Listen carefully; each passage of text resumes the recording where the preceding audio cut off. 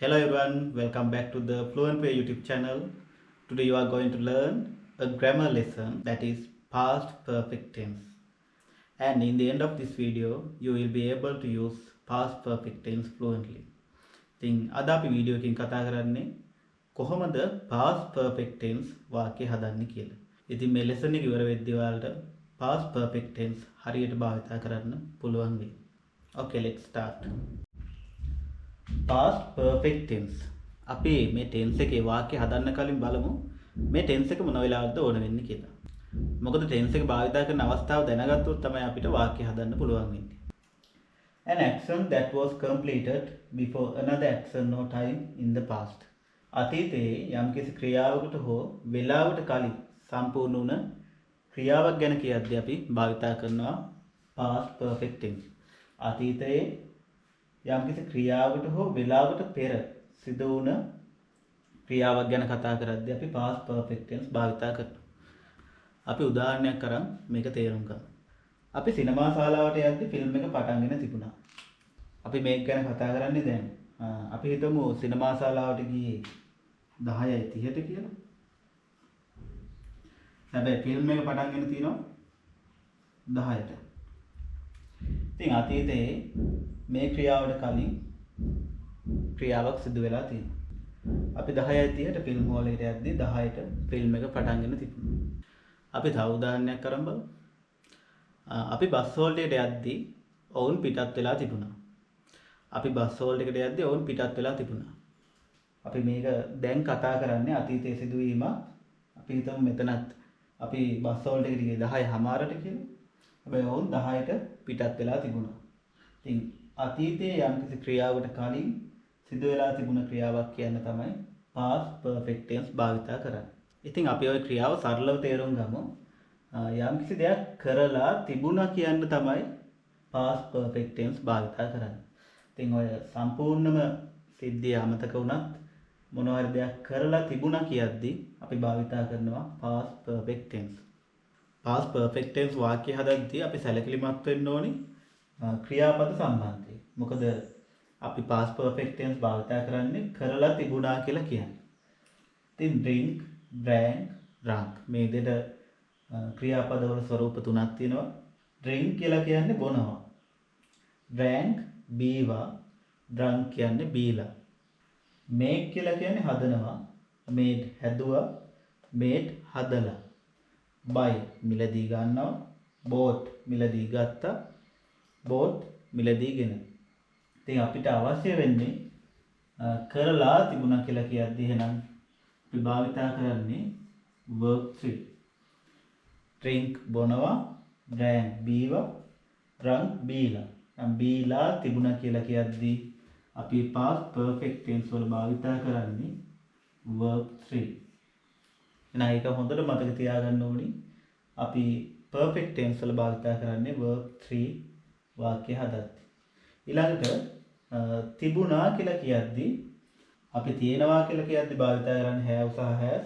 ඒ දෙකේම අතීත කාලයේ had. තිබුණා කියද්දී භාවිත කරන්නේ had කියන helping verb එක. ඉතින් දැන් අපි බලමු උදාහරණයක් කරන් කොහොමද මේ වාක්‍ය හදාගන්නේ කියලා. ඉතින් ඒ කියපු දේවල් මතක තියාගෙන අපි වාක්‍යයක් හදමු. had එක verb 3 තමයි භාවිත කරන්න අවශ්‍ය. ඔවුන් ක්‍රීඩා පිටියට ගිහිල්ලා තිබුණා. එතන ගිහින් තිබුණා කියන්නේ ගිහිල්ලා තිබුණා කියන එකම තමයි. ක්‍රීඩා පිටියට ගිහිල්ලා තිබුණේ ඔවුන්. ඔවුන් කියන භාවිත කරනවා they. තිබුණා past tense වලදී භාවිත කරනවා had. they had. ගිහින් තිබුණා. යනවට කියන්නේ go. ගියාට went. ගිහිල්ලා කියද්දී gone. they had gone. කොහෙද ගිහින් තිබුණේ? ක්‍රීඩා පිටියට. ක කියද්දී අපි දානවා to. ක්‍රීඩා පිටිය කියන්නේ දාන්න තැනක්. එහෙනම් the කියලා දානවා. they had gone to the playground. they had gone to the playground. අපිට මේ විදිහට මේ වාක්‍ය හදාගන්න පුළුවන්. ඔවුන් ක්‍රීඩා පිටියට ගිහින් තිබුණා. they had gone to the playground. හරි අපි දැන් බලමු past perfect tense වල sentence structure එක හදාගන්නේ කොහොමද කියලා. They had gone to the playground.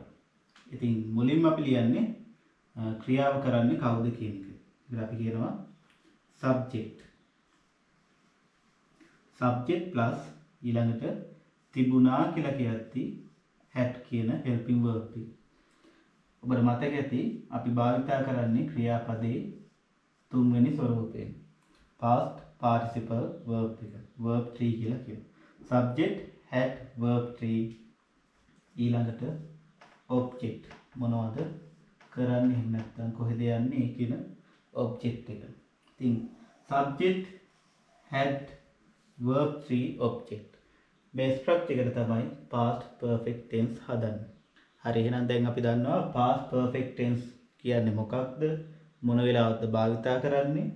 ක්‍රියාපද කොහොමද භාවිතා කරන්නේ සහ sentence structure එක එහෙම නැත්නම් sentences හදාගන්න format එක කොහොමද හදාගන්නේ කියලා දන්නවා. දැන් අපි දැන් තවත් උදාහරණ කිහිපයක් කරන් past perfect tense වාක්‍ය ගොඩනගන්න පුළුවන්ද කියලා බලමු. අපි මේ උදාහරණය හදලා බලමු. ඇය ඔහුට කතා කරලා තිබුණා. ඉතින් මේ කරලා තිබුණ දෙයක්. කරලා තිබුණා. ඒ කියන්නේ past perfect tense වලින් අපි මේක ලියන්න අවශ්‍යයි. subject එක තමයි ඇය. she. අපි helping verb එක විදිහට භාවිත කරන්නේ had. she had. ඊළඟ අපි verb එක ලියන්න ඕනේ verb 3 වලින්. කියන්නේ past participle වලින්. මෙතන ක්‍රියාපදේ කතා කරලා. කතා කරනවාට කියන talk කියලා. ඉතින් කතා කරලා කියද්දි talked. she had talked ඔහුට ට කියන්නේ to කියලා දාලා ඔහුට කියද්දි he එක වාක්‍යයකට යද්දි him කියලා වෙනස් වෙනවා. she had talked to him. ඒ ඔහුට කතා කරලා තිබුණා. she had talked to him. subject had verb 3 object. ළමයි පන්සලට ගිහින් තිබුණා. ළමයි පන්සලට ගිහින් තිබුණා. ඉතින් මම හදන්න කලින් දැන් ඔයාලට පුළුවන් වෙන්න ඕනි මේ ස්ට්‍රක්චර් එකට අනුව කොහොමද වාක්‍ය හදාගන්නේ කියලා. ළමයි පන්සලට ගිහින් තිබුණා. සබ්ජෙක්ට් එක ළමයි. ගිහින් තියෙන ළමයි නම් children. ඊළඟට තිබුණා කියද්දි helping verb එක had. children had verb 3 ආපහු යනවට go went gone verb 3 එක gone. children had gone. කොහෙද ගිහින් තියෙන්නේ? පන්සලට. කොහෙද තැනකට යනවා කියද්දි to දානවා. පිරු මේක දාන්න පන්සල. children had gone to the temple. children had gone to the temple. මේ විදිහට අපිට past perfect tense වාක්‍ය හදාගන්න පුළුවන්. හරි. ඊළඟට අපි කතා කරමු කොහොමද past perfect tense වල negative සහ questions හදාගන්නේ කියලා. ඉතින් negative කියද්දි ළමයි පන්සලට ගිහින් තිබුණා කියන එක වෙනස් වෙනවා. තිබුණේ නෑ කියලා. ළමයි පන්සලට ගිහින් තිබුණේ නෑ. ඉතින් කලින් වීඩියෝස් බලනවා නම් ඔයාලට මතක ඇති negative කරද්දී අපිට කරන්න අවශ්‍ය not කියන word එක එකතු කරන්න.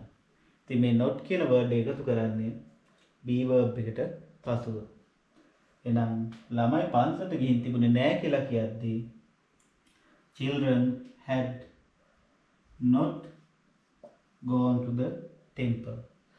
children had not gone to the temple කියලා හදාගන්න පුළුවන්. children had not gone to the temple. මෙතන අපිට had not කියන එක short කරලා hadn't කියලා ලියන්නත් පුළුවන්. children hadn't gone to the temple. හරි ඊළඟ බලමු අපි question එක කොහොමද හදාගන්නේ කියලා. මෙතන වෙනම question එක ඉගෙන ගන්න අවශ්‍ය නැහැ. අපිට සරල දෙයක් කරන්න තියෙන්නේ. බලමු කොහොමද question එක හදාගන්නේ කියලා. ළමයි පන්සලට ගිහින් තිබුණාද කියලා අපි අහන්න යන්නේ.